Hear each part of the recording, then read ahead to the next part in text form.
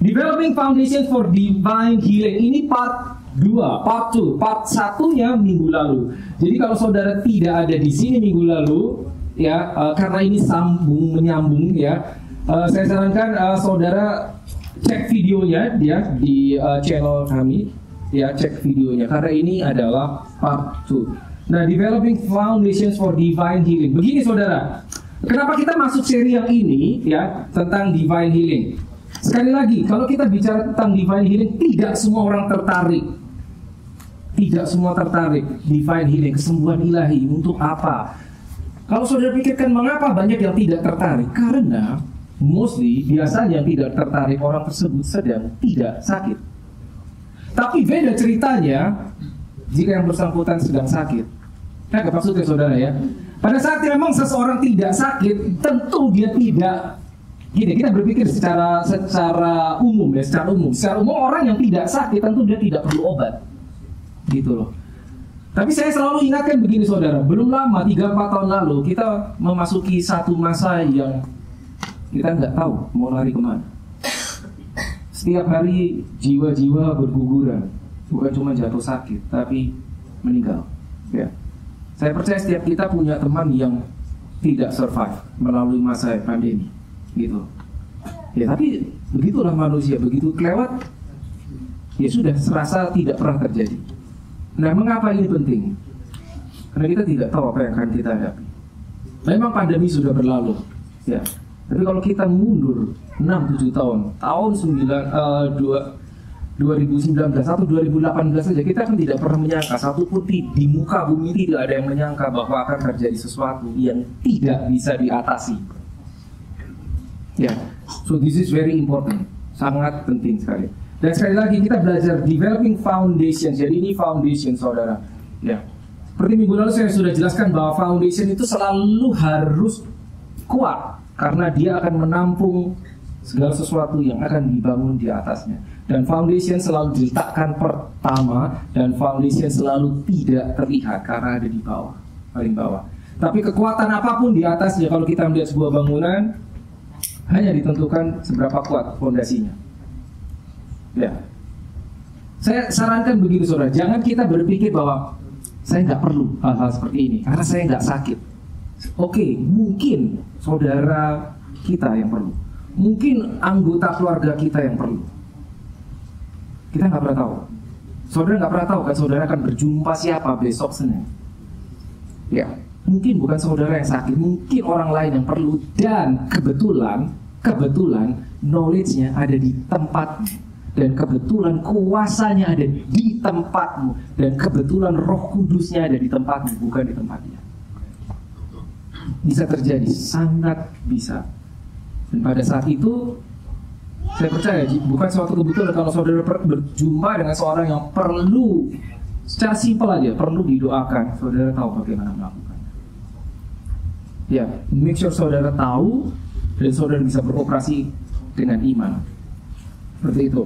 Dan ini bicara tentang perubahan mindset. Sekali lagi mindset. Yang akan kita pelajari adalah bagaimana cara kita berpikir. Karena ini seri saudara, seri ya. Seperti saudara kalau nonton film berseri, ada katakanlah misalkan 20 seri, bolong satu nggak enak loh.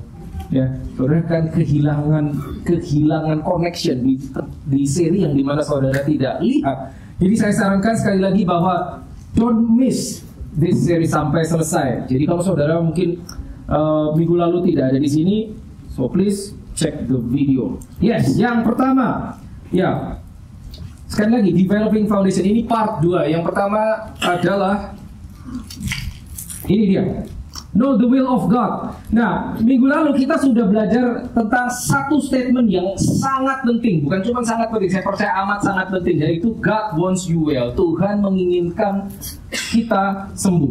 Maksudnya Tuhan menginginkan kita sehat, tidak sakit. Dan sebagai orang percaya, kita sebetulnya yang kita perlukan sebetulnya bukan di area divine healing, tapi divine health. Maksudnya divine health bedanya apa sama divine healing? Divine health itu berarti kita tidak sakit. Kalau divine healing itu orang mungkin sakit atau mengalami gejala dan perlu kesembuhan. Tapi kalau kita berada di divine health itu tidak mengalami sakitnya. Ya tentunya secara simpel orang tahu pilih yang mana, betul kan? Nah karena kita orang percaya dan kita tahu di Alkitab ya, di Markus pasal 16 kalau saudara lihat ya, itu sudah dikatakan engkau akan menumpangkan tangan atas orang sakit dan orang itu akan pulih, orang itu akan sembuh. Berarti yang menumpangkan tangan adalah orang percayanya, betul kan?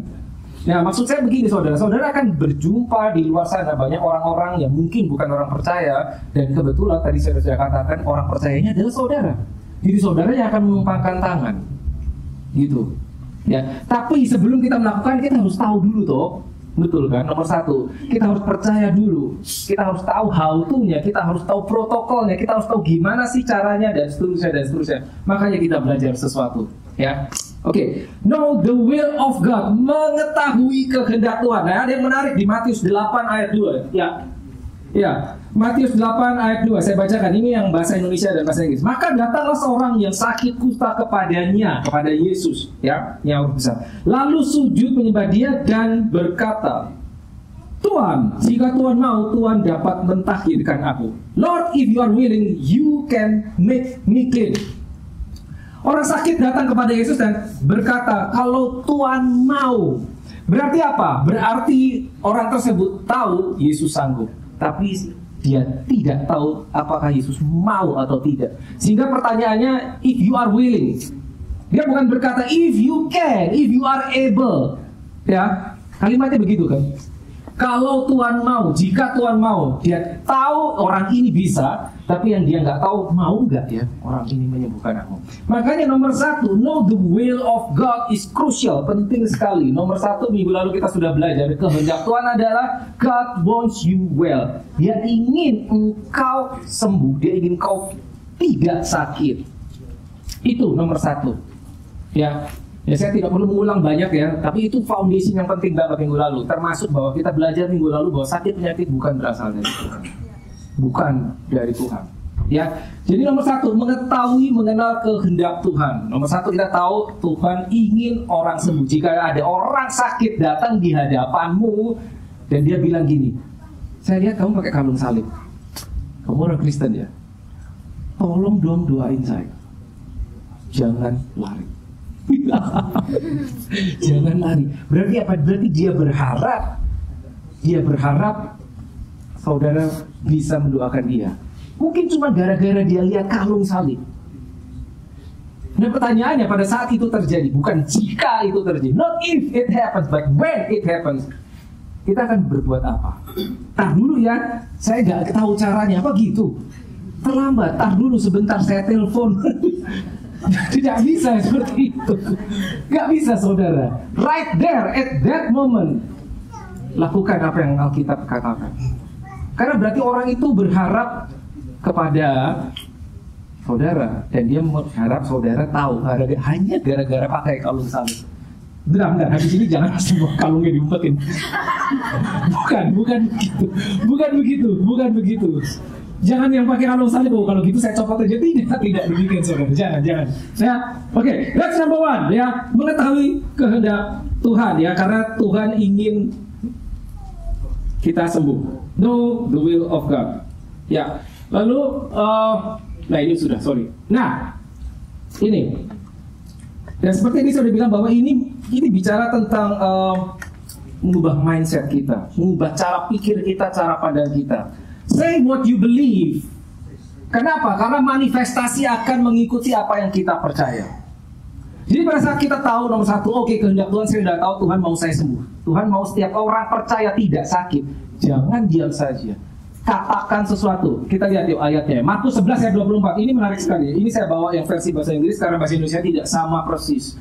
Ya, Markus 11 ayat 24 sangat terkenal. Therefore I say to you, whatever things you ask when you pray, believe that you receive them and you will have them. Perhatikan baik-baik. Believe that you receive and you will.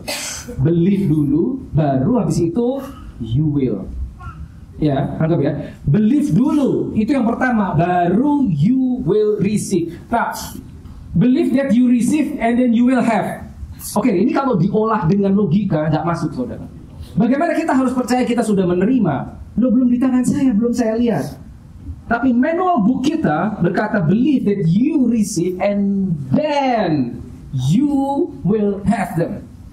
Makanya percaya itu penting sekali karena manifestasi akan mengikuti apa yang kita percaya. Dan jangan cuma percaya dalam hati, ucapkan. Kalau saudara yang di sini dari tahun lalu, ini kita ulang terus menerus. Say what you believe and believe what you say. Say what you believe and believe what you say. Apa yang kita percaya dengan hati kita, dengan iman, keluarkan dengan mulut kita. Keluarkan. Deklarasikan. Kenapa? Pada saat kita mengeluarkan, maka seluruh jiwa kita, bahkan seluruh tubuh kita, cepat atau lambat akan setuju dengan apa yang kita percaya. Baru itu akan termanifestasi. Oke, begitu caranya. Dan ini 2 Korintus 4 ayat 13. Menarik sekali saudara. Kita lihat ya. Yang kuning aja. Oke deh, kita baca semua. Namun karena kami memiliki roh iman yang sama, seperti ada tertulis, aku percaya sebab itu aku berkata-kata. Ini Rasul Paulus. Ya, aku percaya sebab itu aku berkata-kata. So if you believe something, saudara pasti akan mengucapkannya. Pada saat kita percaya, kita akan mengucapkannya. Jadi itu seperti sistem. Ya, kita beberapa kali belajar sistem. Sistem itu jika A dilakukan maka hasilnya B. Dan itu berlaku dimanapun juga, maka disebut sistem. Jika A maka B, gitu loh. Ya, itu sistem. Kita belajar ini di Alkitab jelas sekali. Lalu, ya setelah kita tahu, ya kita beroperasi, selalu ingat ucapkan. Ya, ucapkan apa yang kita percaya. Makanya penting sekali kita punya ayat tentang healing. Kalau kita mau beroperasi di dalam divine healing, kita harus punya ayat yang kita ingat tentang kesembuhan. Ya, apa yang kita ingat? Tanpa membuka Alkitab loh. Oh berarti harus ngafalin? Yes. Ngafalin ayat. 1, oke. Mungkin 1 lagi, 2, 3 dan seterusnya. Berapa banyak terserah saudara. Karena yang kita ambil dari Alkitab, ayat itu bukan cuma statement. Alkitab berkata bahwa the word of God is spirit and life. Jadi begitu itu kau ambil, kau percayai dan taruh di mulut dan lepaskan, maka bukan cuma apa yang di sekeliling kita, tapi tubuh kita, jiwa kita akan merespon dan setuju, and then you will have it. That's how it works. Begitu caranya. Ya tentunya detailnya akan lebih banyak. Nanti kita akan belajar lebih jauh. Tapi karena ini foundational. Ya, do not cancel the blessing. Do not cancel your faith. Nah, ini penting sekali. Kita pernah belajar rasanya tahun lalu.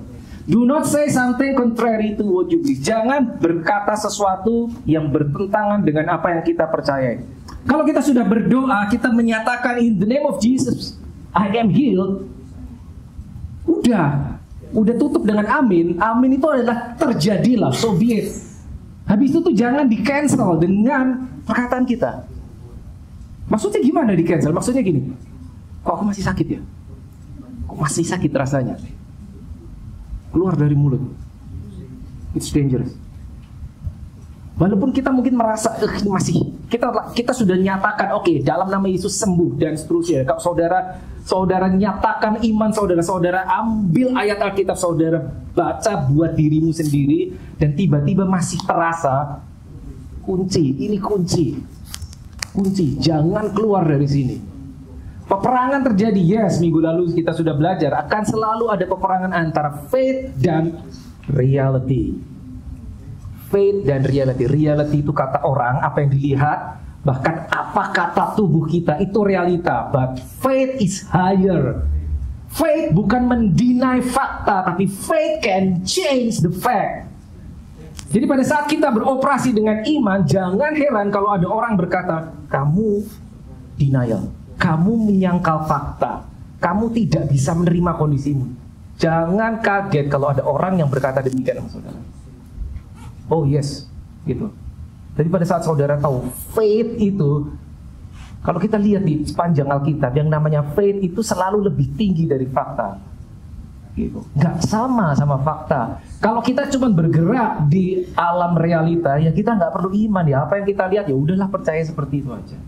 Buat apa pakai iman segala? Makanya iman adalah definisinya apa? Ingat, dasar dari sesuatu yang kita harapkan dan bukti dari sesuatu yang tidak kelihatan toh. Jadi if you want to operate in faith, saudara akan selalu berhadapan dengan something that you cannot see. Makanya perlu iman. Kalau udah kelihatan, nggak perlu iman. Ya, sekali lagi ingat, do not cancel the faith, the healing. Ya, jadi no matter the sickness is, seperti apapun penyakitnya, bisa disembuhkan. Saya tahu statement ini pun nggak semua orang percaya. Tapi apa saudara pernah lihat pada orang datang kepada Yesus sakit dan dia pergi tetap sakit? Apa ada? Gak ada kan? Itu loh. Tinggal kita mau percaya yang mana. Kita mau percaya yang mana. Saya tidak berkata ini sesuatu hal yang mudah. No. I'm not saying this is easy stuff. No. But this is the truth. It's in the Bible. It's in the Bible. Ya. And nothing is too difficult for God. Tidak ada sesuatu yang terlalu sulit buat dia. Bukan urusan kita untuk cari tahu gimana caranya secara teknis, bukan. Kita hanya percaya. Faith is the key. Sekali lagi, kuncinya iman. Pada saat kita mau mengakses sesuatu, kita perlu kunci. Nah, kita harus baca ayat ini. Efesus 2 ayat 8, sering sekali. Ya, saya baca bahasa Inggrisnya karena nggak persis sama terjemahan dengan bahasa Indonesia. Look, Ephesians 2 verse 8. For by grace you have been saved through faith. I'll say this again. By grace through faith. By grace through faith. I can keep going. By grace through faith. Perhatikan, apapun yang kita perlukan, Tuhan memberikannya by grace, karena disediakan. Ya, by favor, by grace. Tapi untuk mengaksesnya through faith. So faith is the key. So by grace through faith. Sayang bahasa Indonesia tidak persis akurat. By grace through faith. Bahasa Indonesia disebut oleh iman. Harusnya melalui iman. By grace through faith. Lord, I need healing. Oke, diberikan oleh Tuhan. But you have to access with the right key. The right key. What is the key? Faith. So by grace through faith. Bahkan kita percaya sama Tuhan itu by grace, toh, betul kan? Saudara sekarang di sini, saudara percaya sama Tuhan Yesus, itu oleh kasih karunia. Benar kan? Tapi kan saudara harus pakai iman. Kenapa? Karena Tuhannya nggak kelihatan toh. Bagaimana saudara bisa percaya? Kalau ada orang bertanya datang kepada saudara, mengapa kau percaya Tuhan? Why do you believe in God? May you can't see God. Does He exist? And how can you explain that? No, I believe. I know that I know that I know. Gimana mau jelasin kayak gitu? Because it's your faith. Something that you cannot see but you believe. Ya, by grace through faith. Lalu Roma 5 ayat 2. Oleh Dia kita juga beroleh jalan masuk oleh iman kepada kasih karunia. Nah, ini lihat bahasa Inggris. Access by faith into His grace. Mirip ya. Access. How to access something? You need a key. How to access a door which is locked? You need a key. Saudara perlu kunci yang benar. Baru bisa mengakses apa yang telah disediakan by grace. Healing itu disediakan di dalam kasih karunia. Tapi kita tetap perlu iman untuk mengaksesnya. Bukan pakai mata, bukan pakai telinga, saudara. Tidak, by faith. Ya, ingat, faith itu bukan realita. Oke, let's keep going. Nah ini, this is crucial. Let go something that you don't understand. Meskipun ada hal yang tidak kita pahami, namun firman Tuhan tidak akan berubah. Jangan membuat kesimpulan berdasarkan pengalaman atau pendapat orang. Ada hal-hal yang bisa diketahui jika hanya Tuhan menyingkapkan. Maksudnya begini, apa ini? Let go something that you don't understand. Pada saat kita belajar tentang divine healing, akan ada pertanyaan. Saya jamin saudara akan punya pertanyaan. Saya jamin pada saat saudara melayani healing, orang akan punya pertanyaan terhadap saudara. Pertanyaan apa? Ini yang paling populer. Kok dia sembuh, dia enggak?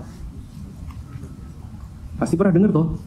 Kok dia cepat sembuh, dia tidak terlihat sembuh? Pada saat saudara menumpangkan tangan atas orang, ya, saudara akan tanpa disuruh, mindset saudara akan berkata, aku mau lihat tandanya langsung, aku mau lihat hasilnya instantly.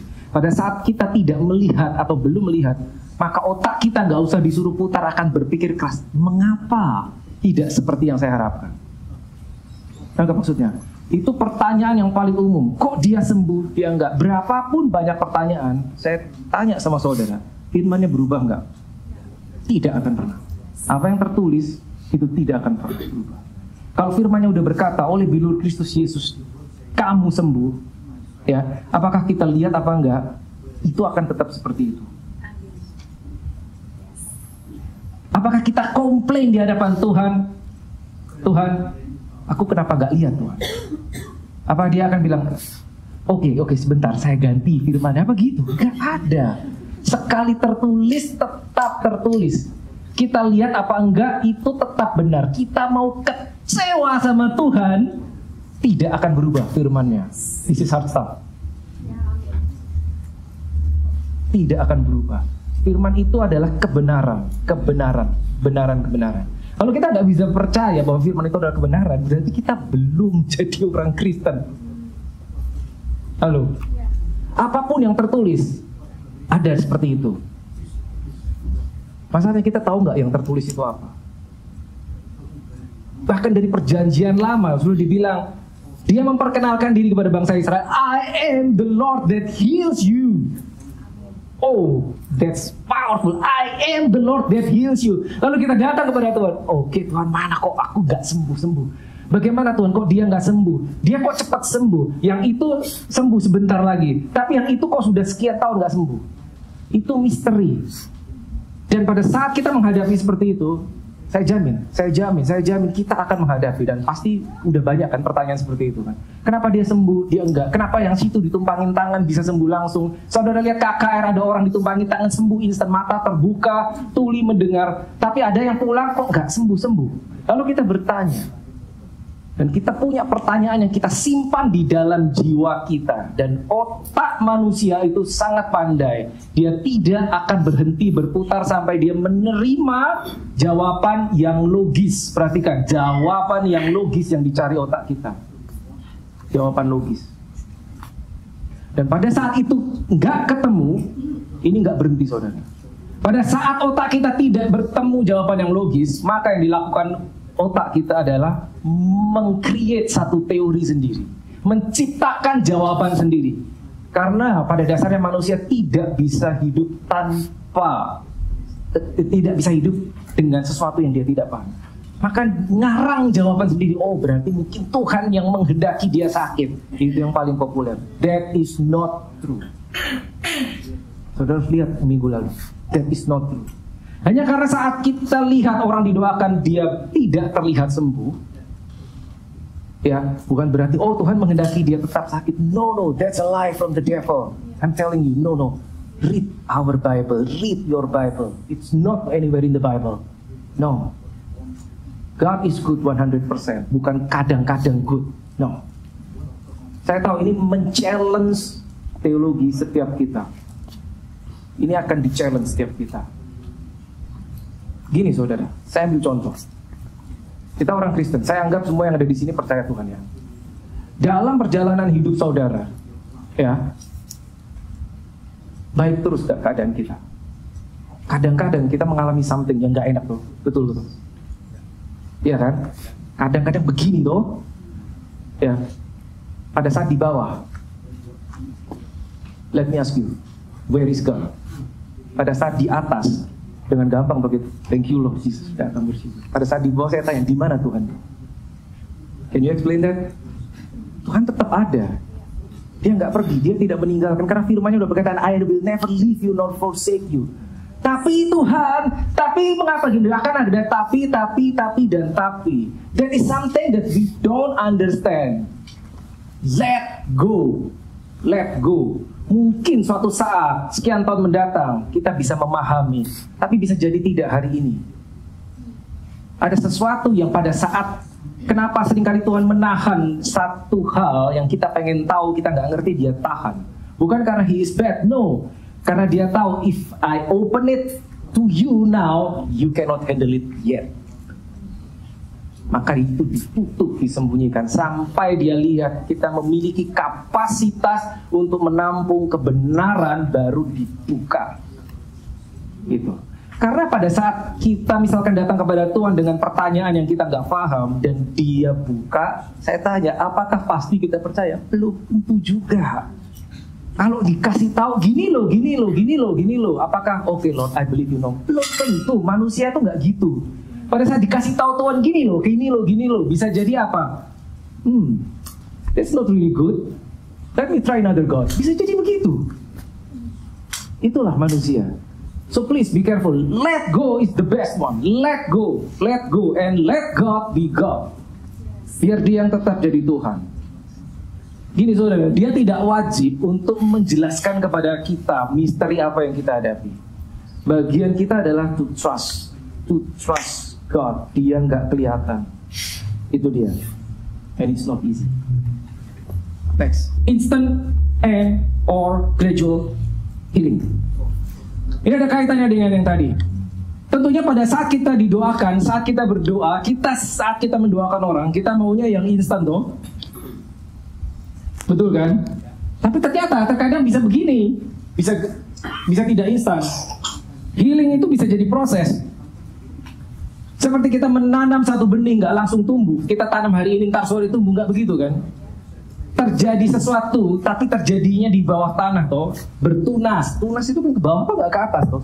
Pada saat itu bertunas itu tumbuh, tapi kita tidak melihat. Tapi jika kita hanya mengandalkan apa yang kita lihat / realita, makanya kita lihat kok nggak terjadi sesuatu, tidak tumbuh. Lalu kita tidak percaya.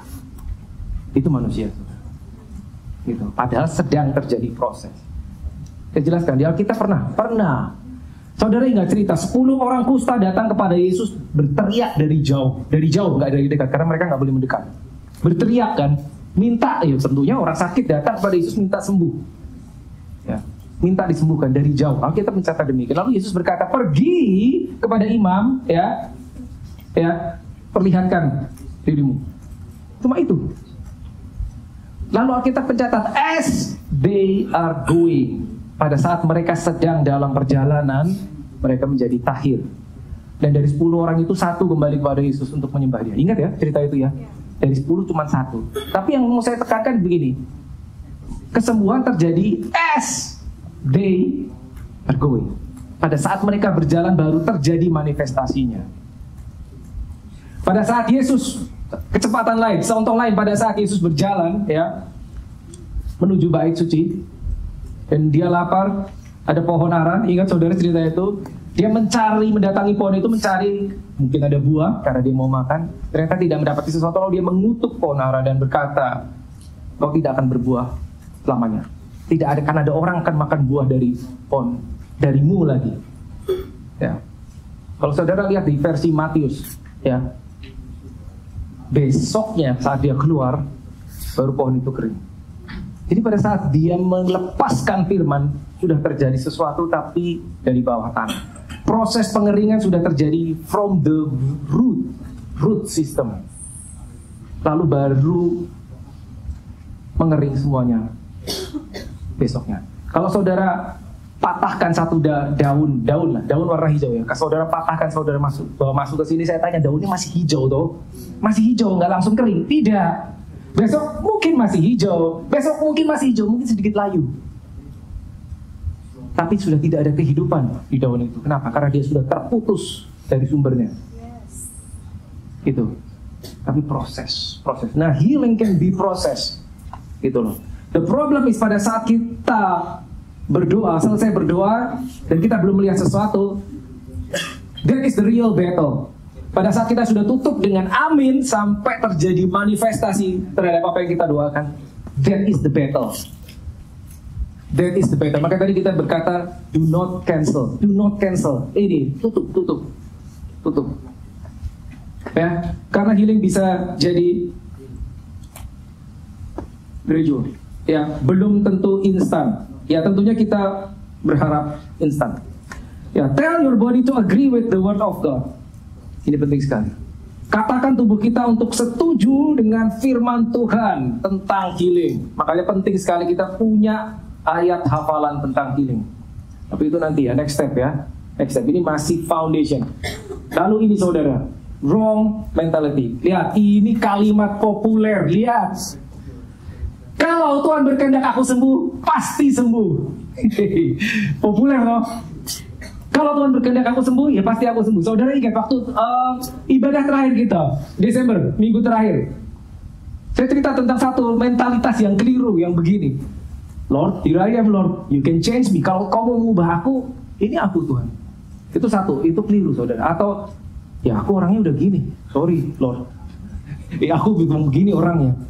Aku orang emang gampang tersinggung, sorry nggak bisa lagi. No, don't say that. Gak bisa kayak gitu, itu keliru saudara.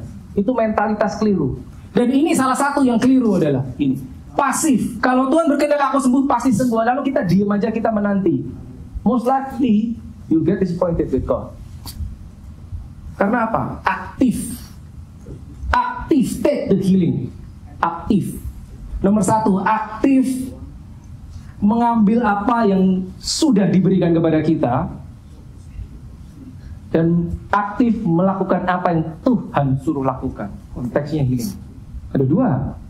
Maksudnya begini, minggu lalu saya sudah cerita bahwa pada saat Tuhan memberikan sesuatu kepada kita, saat Tuhan memberikan sesuatu kepada saudara, itu diberikan, itu sudah menjadi milikmu. Tapi belum tentu detik itu ada di tanganmu. Kalau saya berkata saya berikan ini kepada saudara, berarti ini sudah menjadi milik saudara karena saya berikan. Tapi ini masih di tangan saya. Sebelum saudara datang ke depan dan mengambil benda ini tidak akan menjadi milikmu. Walaupun sesungguhnya sudah menjadi milik saudara. Berarti apa? Sekali lagi begini saudara, penting sekali. Disediakan by grace, and then you have to come actively, access by the right key, the faith, and take it. Take it. Apa yang diberikan kepada saudara, ambil menjadi milik saudara. Pada saat saudara tahu healing is yours dan saudara tahu Tuhan berkehendak engkau sembuh, ambil, nyatakan, okay Lord, I believe that's mine, I am healed. Amen. Ambil. Itu yang pertama. Yang kedua, jangan pasif tuh begini. Nih, do what you have to do. Saudara juga harus aktif. Ada yang sakit, let me pray for you. Ada yang sakit, ada yang datang kepada saudara, please pray for me. Lay hands on the sick. Jadi dua hal. Bukan cuma nunggu buat kita sendiri, tapi juga kalau ada orang perlu, lakukan.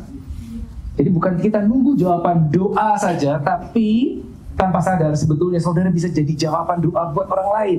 Kita bisa jadi jawaban doanya buat orang lain. Because the grace is there in you. Yang dikasih karunia, yang dikasih favor itu di dalammu. Karena yang ada Roh Kudusnya kebetulan di situ, it's in you.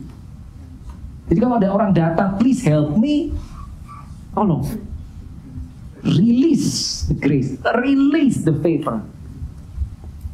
Ya, hati-hati, ini bahaya. Wrong mentality ini bisa berbahaya. Ya, jadi selalu ingat. Nah ini menarik. Feeling is auto on, but faith is not. Sayangnya begitu saudara. Maksudnya apa? Maksudnya begini. Nah saudara pasti tahu ini dong. Nah Roma 10 ayat 17 ya. Faith comes by hearing, and hearing by the word of God. Faith, iman itu hanya datang. Kita mengajarkan bagaimana iman itu timbul, bagaimana iman itu datang. Iman datang dari pendengaran, dan pendengaran akan firman Tuhan. Betul kan? Saya tanya, kalau feeling gimana datangnya? Feeling itu datang sendiri saudara. Kita nggak ngapa-ngapain, feelingnya datang sendiri toh. Makanya your feeling is auto on, and faith is not. Unfortunately, faith is not. Jelas di Alkitab berkata satu-satunya cara iman datang hanyalah dengan firman Tuhan. Kalau kita tidak pernah mendengar firman Tuhan, iman tidak akan datang. Gak bakal datang. Kita bisa bilang, loh, saya lihat ada orang gak kenal Tuhan tapi dia punya iman. No, that's not faith. Itu cuma keyakinan. Mungkin itu cuma positive thinking. That's not faith. Kalau faith harus connected sama the word of God, baru itu faith namanya. Orang yang tidak mengenal Tuhan, mereka bisa berkata, okay, aku punya faith, but that's not necessarily quote-unquote faith. Jika itu tidak ada dasar firmannya, that's not faith. Makanya kita nggak bisa comot sesuatu dan kita klaim itu punya kita kalau kita nggak tahu firmannya. Apa maksudnya? Pada saat saudara berjumpa orang itu berkata, saya berada dalam situasi begini, saya imani aja. Saya imani begini, pasti bisa. Wait, imani, okay, good. Apa firmannya? Cari di Alkitab, buka. Oh, ini firmannya, ketemu. And then you take the word of God, and then you release dengan mulut saudara. Itu faith. Tapi kalau nggak ada, nggak bisa kita main, oke saya imani Tuhan. Nggak bisa begitu. That's not faith.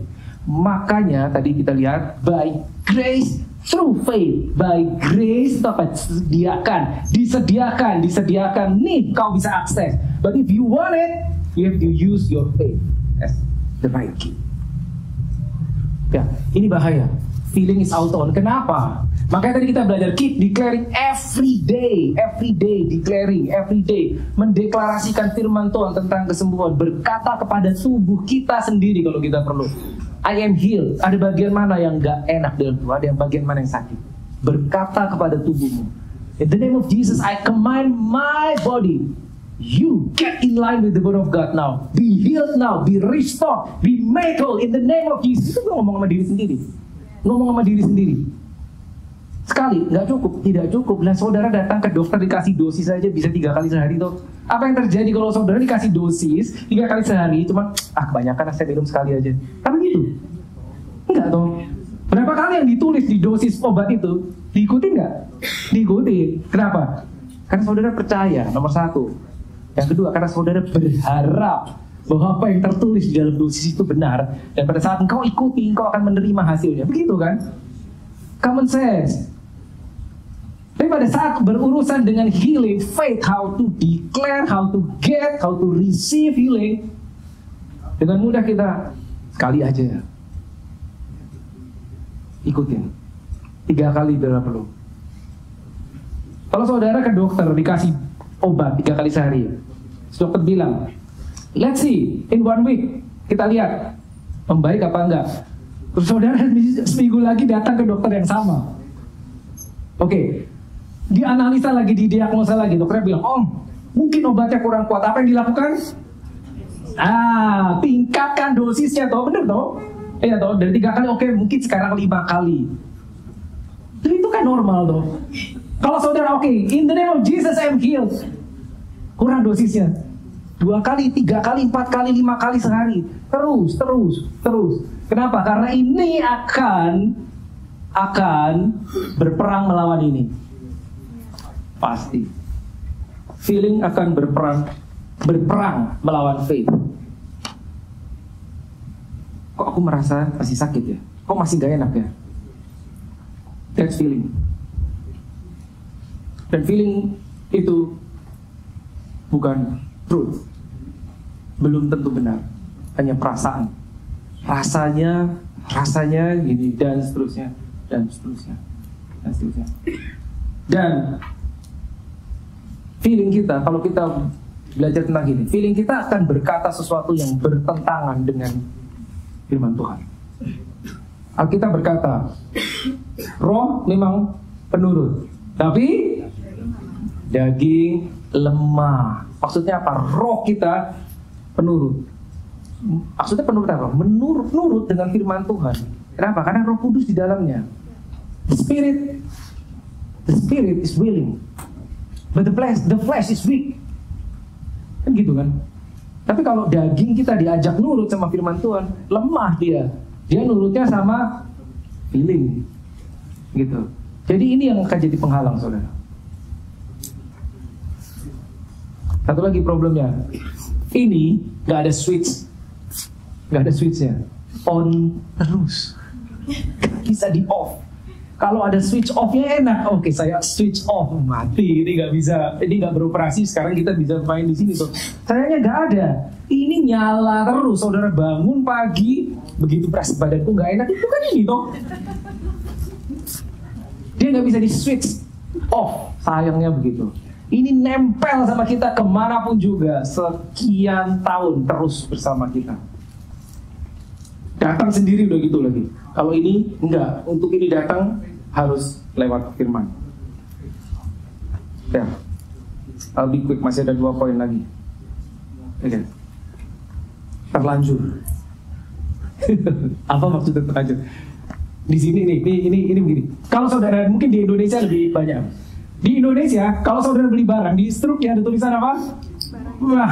Barang yang sudah dibeli tidak bisa ditukar atau dikembalikan. Nah, kalau di sini nggak ada, oke.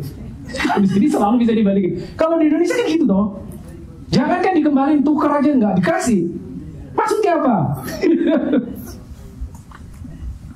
Gini, kalau di sini kita nggak suka, kita dikembalikan ke uang ya.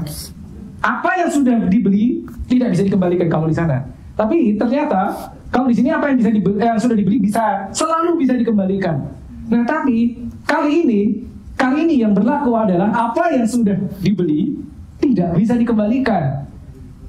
Keselamatan saudara dibeli tuh sama Yesus. Makanya kita harus tahu, kalau saudara tahu, salvation itu bukan free. Buat kita diberi free, tapi Tuhan membeli.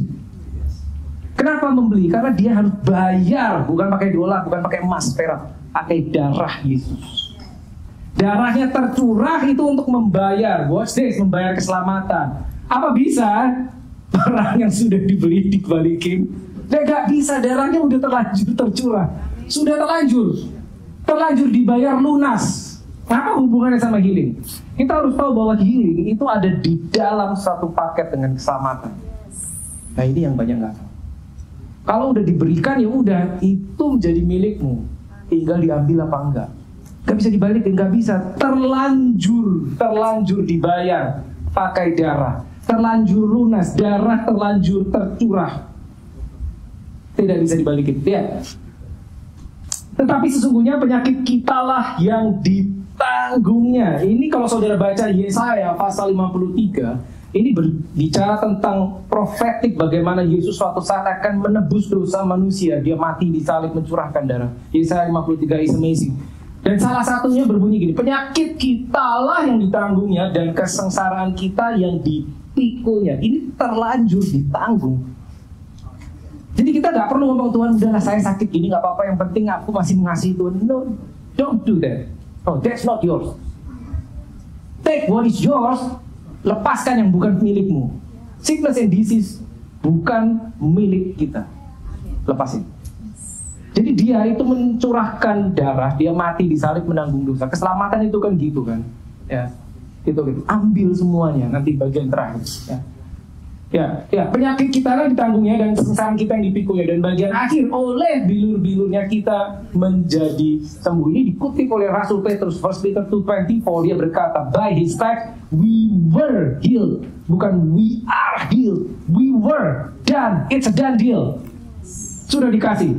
Dalam Alkitab bahasa Indonesia kita telah sembuh. Kalau saudara pergi ke 1 Petrus 2 ayat 24, kita telah itu selesai. Jadi mentalitas kita perjanjian baru adalah telah. Makanya tadi pertama ada seorang datang kepada Yesus dan dia bilang, Guru, jika engkau mau, you can make me clean. Kau bisa menyembuhkan aku, bisa mentahirkan aku. Jadi begini saudara, kalau mentalitas kita itu begini, mengetahui Tuhan sanggup, that's good. God is able, that's good. Tapi kalau kita di dalam perjanjian baru orang ditebus itu nggak cukup. Kita harus masuk ke next step. Bukan God is able, but God is willing. Dia mau juga, bukan cuma dia sanggup. Karena sanggup, dia sanggup, oke, good. Tapi kalau nggak mau untuk apa, gitu kan? Jadi kita harus tahu dia sanggup, dan kita harus tahu dia mau. Tapi satu lagi. Now this is important. Dia telah. So God is able is good, God is willing is even better. Tapi satu lagi, God has done it. Dan dia, makanya dia telah sembuh. Itu mentalitas perjanjian baru. Oke, yang terakhir, worshiping boleh kembali. This one. Take the whole package. Begini saudara. Tadi saya udah bilang bahwa keselamatan itu adalah bukan cuma kita diselamatkan dari dosa, tapi dari penyakit juga. Saya kasih ilustrasi gini. Saudara gini deh, ilustrasinya gini. Kalau saudara pergi ke sebuah toko, ke IKEA katakanlah, saudara membeli sebuah dining table, sebuah meja makan. Saudara bayar harganya lunas. Lalu pada saat check out di kasirnya bilang gini, Pak, Bu, ini ternyata pada saat Bapak membeli meja makan ini ada paketnya berupa apa? 1 set piring, 1 set sendok, 1 set gelas, dan seterusnya. 1 set, semuanya dikasih 1 set. Ditanya, mau nggak? Saya tanya, kira-kira saudara mau nggak? Lah ya mau lah. Orang gratis. Apa kita bilang, enggak, saya cuma butuh meja kok. Saya tahu itu bagus, enggak, thank you. Apa gitu? Enggak kan? Gratisnya diambil. Dan ingat, keselamatan itu satu paket. Bukan cuma dosanya kita dibayar, disembuhkan. Tidak cuma itu. Tapi penyakit kita juga ditanggung. Tahu dari mana? Minggu lalu saya udah jelaskan. Yesus mati di salib. Mati toh. Untuk menyelamatkan kita harus mati. Died on the cross. Tapi sebelum mati, dia harus disiksa dulu. Alkitab berkata, kesembuhan kita adalah by His stripes. Oleh bilur Yesus kita sembuh. Dia menanggung bilur itu sebelum dia mati di salib. That's the whole package. Dia kan disiksa dulu toh baru mati kan? Iya kan? Dia sudah menanggung bilurnya baru mati. Itu satu paket. Enggak Tuhan, saya mau dosa saya diampuni. Tapi saya nggak yakin penyakit saya ditanggung apa enggak. Rugi saudara, rugi.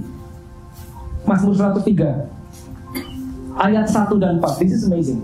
Pujilah Tuhan, hai jiwaku, pujilah namanya yang kudus, hai segenap batinku. Pujilah Tuhan, hai jiwaku, dan jangan lupakan segala kebaikannya. Ayat 3, dia yang mengampuni segala kesalahan, mengampuni dosa. Kita tahu biasanya salvation, keselamatan, kita ditebus cuma dosa aja toh. Tapi ini belum cek ya. Dia yang mengampuni segala kesalahanmu, segala dosa, yang menyembuhkan penyakitmu. It's one package in one verse. So take the whole package. Dia yang menebus hidupmu dari lubang kubur, ya, dari kebinasaan. Bahasa Inggrisnya from destruction. Bahasa Inggrisnya dikatakan gitu. Dia menyelamatkan kita dari kebinasaan, yang memahkotai engkau dengan kasih setia dan rahmat. Jadi take the whole package. Take the whole package. Makanya understanding is crucial. Kalau kita nggak tahu itu bagian kita cuma oke Tuhan yang penting saya selamat, nggak apa-apa deh saya sakit-sakitan. No, that's not yours. Saudara selamat, ambil semua paketnya. You are healed. Let us pray.